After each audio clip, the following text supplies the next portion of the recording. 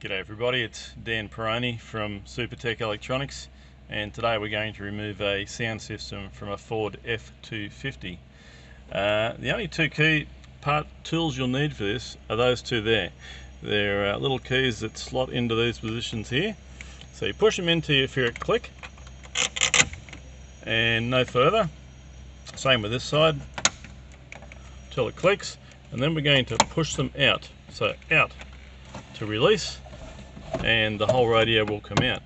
Now it will be held in with one aerial connection that just slots off, and one power connection, which once again you just press the little middle pin and pull it away from the radio. So from here we can see what the keys actually do. What you're trying to achieve is pulling that bracket in, which releases from the dashboard, and you can take those keys out and send it off to Supertech Electronics for repair.